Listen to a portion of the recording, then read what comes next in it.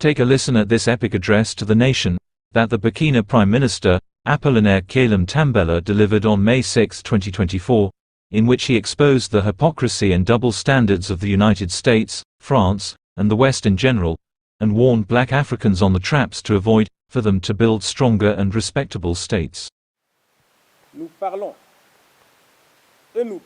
We are speaking, and we will continue to speak to contribute to the awakening of consciences, so that never again the people allow themselves to be fooled by lawless adventurers and merchants of illusions.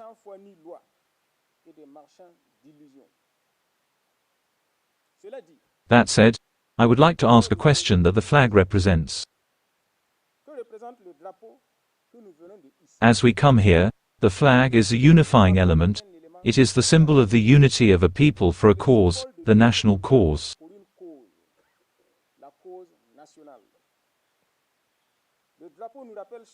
The flag reminds us each time that above all else, there is the nation to defend and promote. The flag reminds us that particular interests, or partisan interests, must be able to combine with the general interest, and otherwise, particular interests must fade into the background, so that the general interest and the national posture may triumph.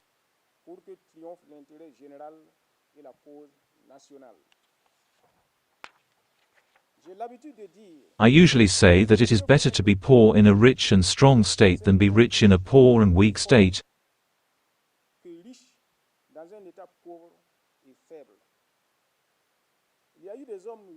There have been rich and strong men in poor or weak countries, but some of them found their limits.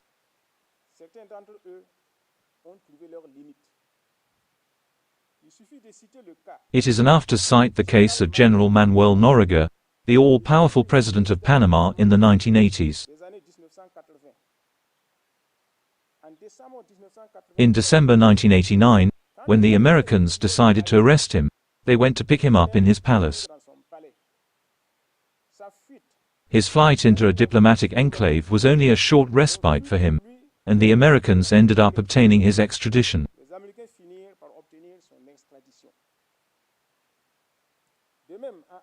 The same in Haiti. General Raoul Serres overthrew President Jean-Bertrand Aristide, and in 1994, the Americans ended up giving him an ultimatum to leave power.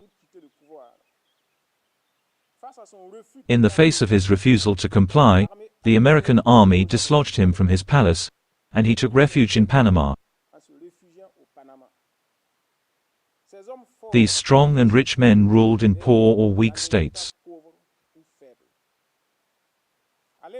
Conversely, men, not particularly rich, but who presided over the destiny of a strong state, were able to face all attempts at recovery or destabilization.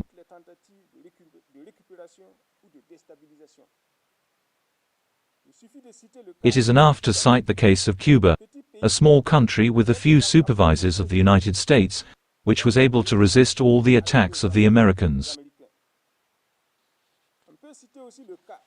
We can also cite the case of the small Nicaragua, which stood up to the all-powerful America in the 1940s.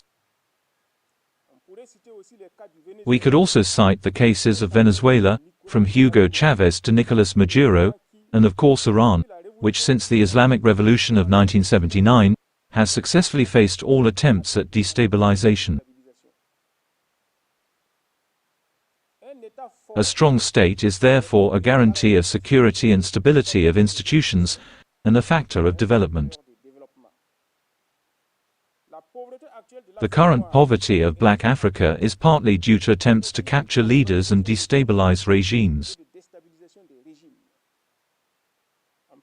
We can agree that if Thomas Sankara's revolution had lasted even 10 years, Burkina could have been put on the rails of development. Ghana, which was a bankrupt country with no prospects, was put on the rail of development, thanks to the visionary policy of President Rawlings, through the establishment of a strong state. To build a strong state, we will have to be able to thwart the traps designed by the dominators, to make our states firm and malleable at will.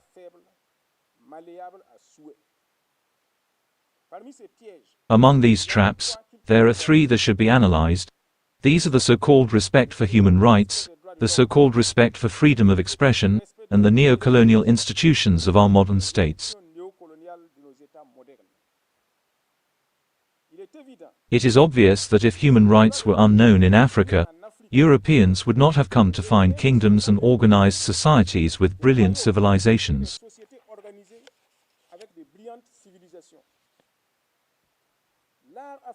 Pre-colonial African art dazzled the colonizer, to the point that he killed our works of art to fill his museums, and the living rooms of the aristocrats and the bourgeoisie.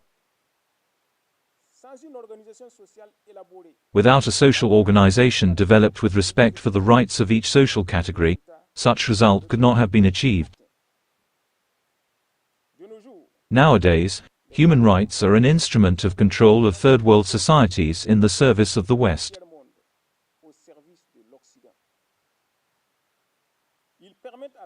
They allow the West to have the guarantee that these local lackeys, some of whom are directly financed by the West, others, indirectly through devious procedures, will have all the latitude to carry out their subversive activities in our countries for their own benefit.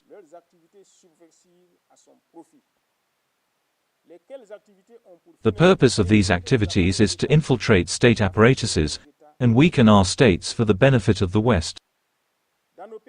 In our countries, fundamental rights are not yet satisfied. Human rights consist first of all in giving people food, caring for them, registering them and housing them decently.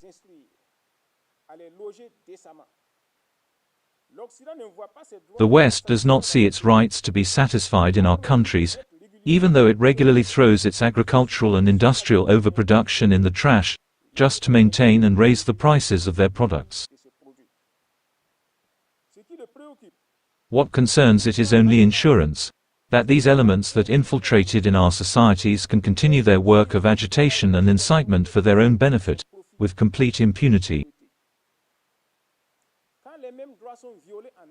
When the same rights are violated in the West, it is passed over in silence, or at most qualified as a simple measure of maintaining order.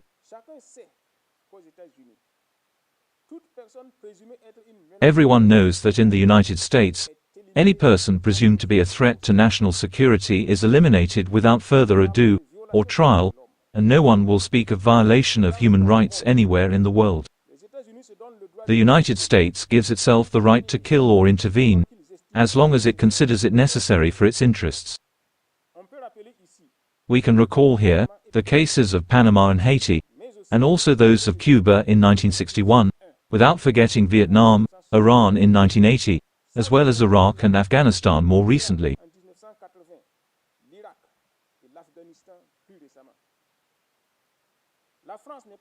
France has also not been outdone, having sponsored and continues to sponsor coups in Africa, mainly in French-speaking Africa, without any regard for the loss of human life, and without forgetting its support for terrorism in the Sahel, which has caused thousands of victims, and which continues to murder our populations in France. Even we saw how, in November and December 2018, the Yellow Vests were still repressed in France, following the murder by the police of a young Naël. In 2023, the little people of France that rose up were violently repressed with scenes of torture not worthy of our age. As it is France, no one raised the slightest protest, no one talked about the violations of human rights. Even in our own countries, the media was already conditioned that there were no violations of human rights. In our countries, especially in the countries under the control of the West, and more particularly under the control of France, the regimes in place can murder or torture. We will never talk about the violations of human rights in Guinea, in Ivory Coast, and in Senegal, where citizens who demonstrated against the unconstitutional third mandates were massacred with the blessing of the West. More recently still, opponents were massacred in Chad, on several occasions, without the West being able to say it, and it's not far from Burkina Faso. Unfair trials were organized and extraordinary sentences were handed down. Opponents were thrown in prison for years. Westerners saw nothing, they heard nothing. No one spoke of violation of human rights. What hypocrisy! Just like human rights, it is the same with this other Trojan horse, which is freedom of expression. For the West, these local lackeys infiltrated in our societies have the right to express themselves as they feel so, without any restriction or regulation. Beware of anyone who wants to question this. As soon as Western governments and media get on their high horse, they negatively exaggerate the facts and brandish threats. Embassies and NGOs in the pay of the West and international institutions are used to vilify, intimidate and repress. However, no one violates freedom of expression as much as Westerners.